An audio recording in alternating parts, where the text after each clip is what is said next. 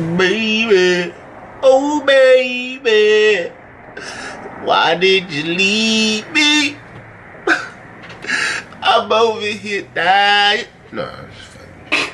Goddamn, had no girl. What the fuck? Man, we got ladies, you know what I'm saying? We get them females. Nah, we out this bitch. Let's start this.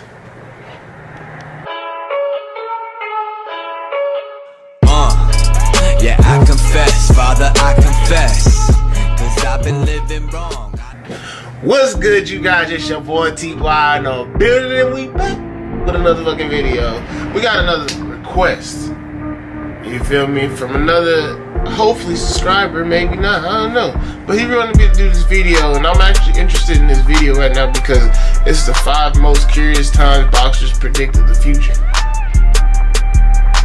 Y'all got some real good minds. Y'all predicting futures of what y'all gonna happen, what's gonna happen to y'all and shit. We gonna get into this and listen to what they got to say. This is actually, it's kind of like a documentary, yeah. Not nothing wrong, but we gonna see what they talking about right now. Let's get into it.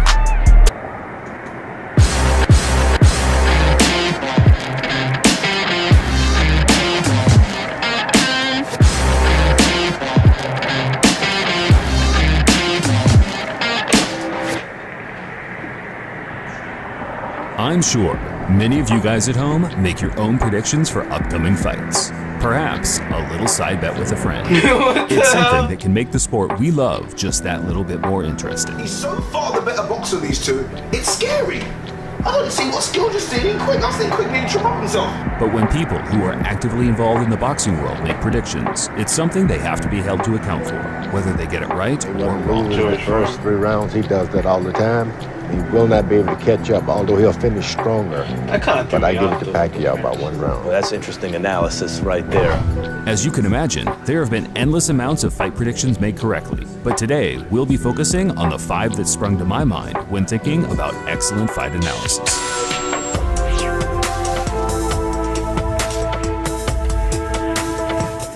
For me, Emanuel Steward is nothing short of a boxing mastermind.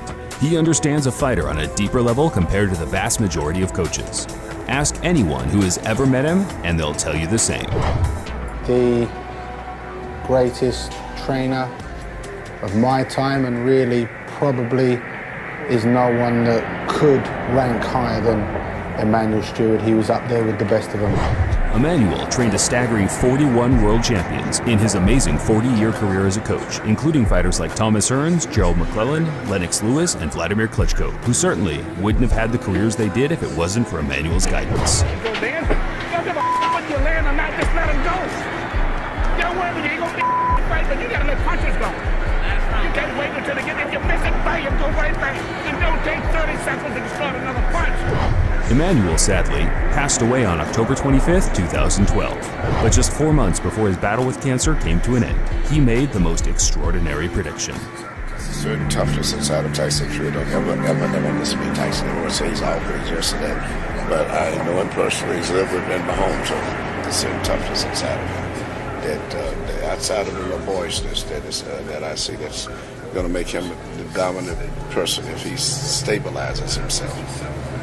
Once he settles down on a solid training program, whichever way else really gets into his boxing, with his natural talent and his engaging personality and his physical size, he's going to be a big factor in boxing. I've always felt that after Latimer, he's going to be the next guy at heavyweight. But there's one kid in America that no one speaks of, and that's Deontay Wilder. He was on the Olympic team. He lost the big kid. And I've had the fortune of, he's came and trained with me before too. He's a big kid. He's bigger than Latimer too.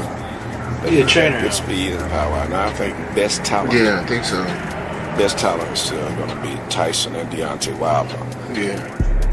For the people watching this who didn't quite understand what Emanuel just predicted here, let me break it down for you.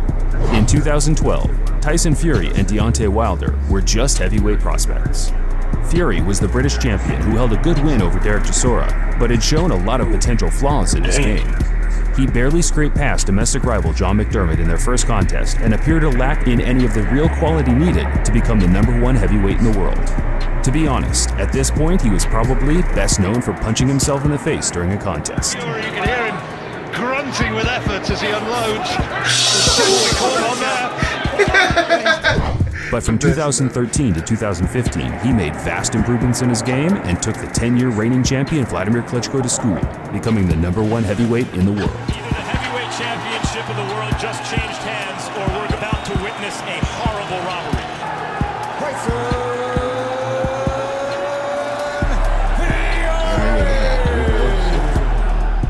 Deontay Wilder in 2012 was on little to nobody's radar at all. He had literally fought absolutely no names in the division.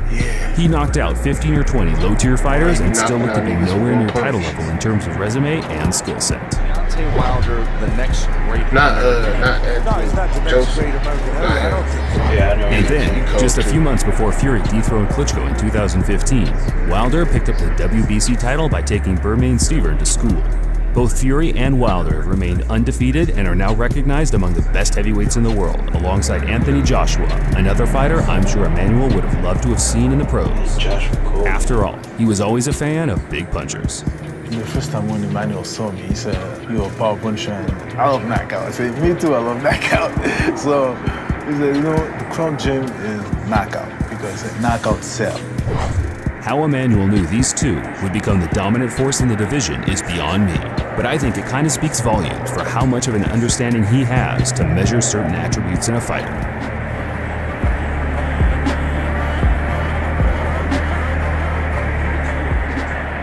HBO commentator and boxing analyst Jim Lampley is hands down one of the most recognized and respected men in the sport today. He has hosted HBO's World Championship Boxing since 1988 and has built up an extreme knowledge and understanding of the sport along the way. And is that based on anything besides all the years you know of every fighter ever, or is it something more specific to Manny in this case? There have been times where you can tell that boxing is far more than just a job to him, getting emotional after events and laying his truthful opinion on the line. Tonight he showed us one more time, and he was still Manny Pacquiao. One of the greatest, but ultimately saddest calls I've personally ever seen him make was back in September 2005, when IBF champion Levander Johnson made his first title defense against Jesus Chavez. The title holder opened as a slight favorite in this fight. He is now more than a 2-to-1 underdog. Never had Johnson taken such a one-sided beating in the ring. Round after round, Chavez punished him with combinations. It was speculated Johnson was injured going into the bout, but his father, who was also his coach at ringside, kept sending his son out even though it was becoming more apparent that he should have waved the contest off after round 8. At the start of round 11, Jim's expert opinion came to fruition. Listen closely to the comments he makes regarding Johnson's fight so far. Picking up on that conversation I was having with Emmanuel, in the recent history of the sport, when you look at fights where one fighter has been badly, sometimes permanently damaged, two constants seem to be part of the formula. Number one, the opponent who is doing all the damage is a hard hitter but not a big enough puncher to put the opponent away. That's Chavez in this fight. Number two, the guy who is getting worked over has his father in the corner as his trainer, constantly sending him back over to take more punishment. It's just a coincidence, we hope, that those two factors should be stopped. Out of respect for Johnson's family, we didn't feel the need to show how the fight ended, but it was no longer than 20 seconds after Lampley made the insight. Following the fight, Johnson collapsed and was diagnosed with a blood clot on the brain, after which he was induced into a coma. With his organs failing, his family decided to remove care, and on September 22, 2005, Johnson sadly passed away with his 4 children at his bedside. Box is serious, bro. Comment. Seriously, you're in a comment like that? Muhammad Ali was by far the #1 pound-for-pound fighter in the world during the 1960s. These were his true prime years, where he moved his feet like no other and could literally end a fight at any time due to his amazing speed and power. The way he's been talking about me, that I would give him a good whooping. And I'm so thankful that he did have the power to stand up like he did, because that's what he got was a good whooping.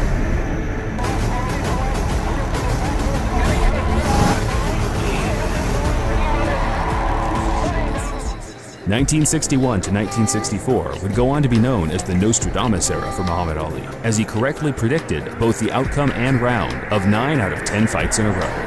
One of the most famous was his call on British contender Henry Cooper, where on a number of occasions he told the fans straight the fight would end in round 5. This is back when Muhammad Ali was still Cassius Clay, before he became Muhammad Ali. And Henry Cooper was like the big English heavyweight. Well, Henry Cooper's nothing but a champ. He's a bum. I'm the world's greatest. He must fall in 5 rounds. Henry Cooper's nothing to me. If this bum go over 5 rounds, I won't return to the United States for 30 days. That's battle. People close by him during his early career have actually said he correctly predicted the first 15 fights of his career, which, to be honest, wouldn't surprise me. After all, he is and will always be known as the greatest. I'm howling loud because I can back up every word. And I whoop any man in the world, and I want everybody out there on TV to know it. I am the greatest. Years later, in an interview in the UK, Ali broke silence on why he stopped predicting his contests. Back in '63, I predicted this is no John Cooper show. In round 2, Cooper hit me with left hook and knocked me down. Muhammad Ali is down. He's down. The big mouth is shut. The big mouth is shut. The big mouth is shut. How's he gonna explain? Didn't you? I wouldn't do that. Yeah, man.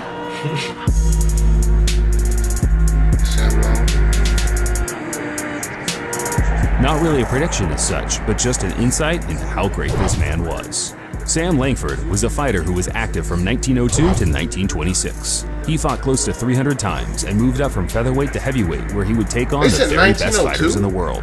In fact, he actually holds the record for most Hall of Fame fights in history. Another thing Langford was known for during his career was his ferocious punching power, which brings us a story of one of his fights during the 1920s. You know, this is one little tale about him. Before one fight, Langford was walking around the edge of the ring, and he started addressing the crowd purely on his own. And he said, "Oh, sorry guys, I hope you don't mind if I make this a short fight, but I've got a train to catch." And then what happened is the fight started. Langford knocked him out in about 90 seconds, and then quickly said, "Oh, sorry everyone," and got out of the ring and shot off. Incredibly, he actually caught his train, which I think is a testament to his power and ability. Another similar story took place when Langford came out for the 7th round against a fighter named Jack Thompson. He started to undo his gloves slightly before they started fighting, when Thompson said, "Hey, you do know it's not the last round. Why are you undoing your gloves?" Langford replied, "But it's the last round for you, my friend." Seconds later, Langford knocked him out with the very first punch thrown.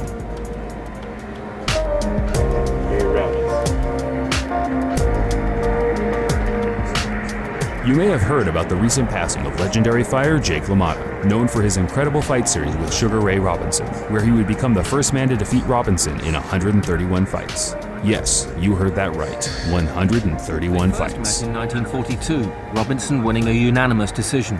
4 months later, LaMotta was victorious. Robinson's first ever defeat, and his only loss in his first 131 fights.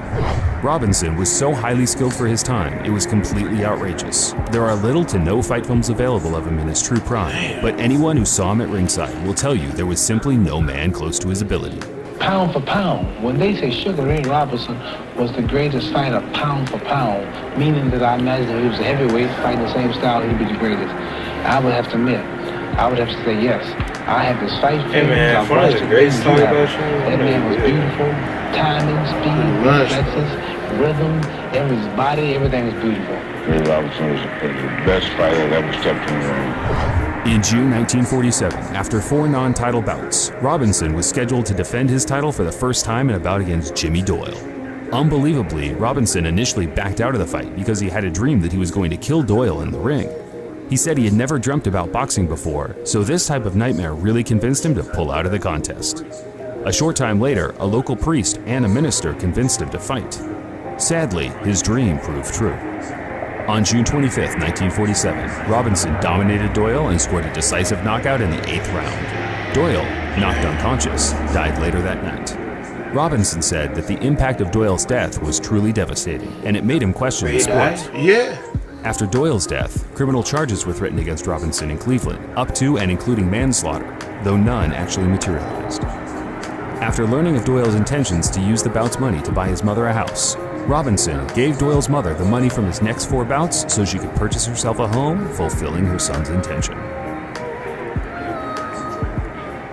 I hope you guys enjoy the video. I'm sure there are many more interesting cases like this, and if you know any, please comment down below, as I would love to follow this up with a part 2. Just a brief reminder now about my previous video covering the upcoming heavyweight title fight between Joseph Parker and Hughie Fury. The fight is on this weekend and will be streamed live and exclusively on YouTube, so if you didn't see my video on it, I suggest you guys give it a watch. And if you want to buy the fight, we have left the links in the description below. Until next time, fight fans, this is Boxing Legends TV, signing off. That was the last one? Yeah. He died. He had a dream about it. I know. No, it's not that he died. He had a dream that he was gonna knock this nigga out and kill him.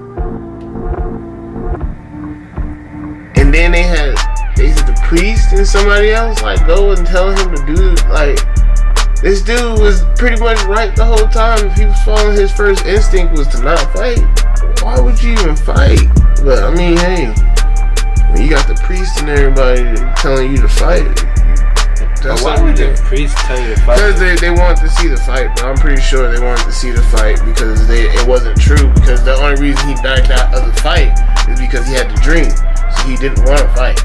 But the priest said it was pretty much. I'm pretty sure the priest said, "Oh, it's gonna be okay. It's not. The dream is not real. This and that. Dreams can be real, bro. Dreams can be real, and that's one thing that everybody should take actually attention to. Like, niggas say you goddamn gonna kill him. Listen to him. That shit crazy. That one stood out the most. I'm not gonna lie. The other ones, it was crazy like that. The other dude, matter of fact, that one dude, who was that one dude with the braids that passed away too? Oh, you got that statue? Yeah, that one too. And then the other one, the one you was asking about, you could get a brain, you could die too. Yeah, you could. I think that. No, that's not the one. That was Muhammad when he got that. Gave that dude the blood clot in the head or something like that. Yeah, that's not the same dude. Muhammad didn't fight that dude. Yeah. Anyway, I liked this video. It actually like.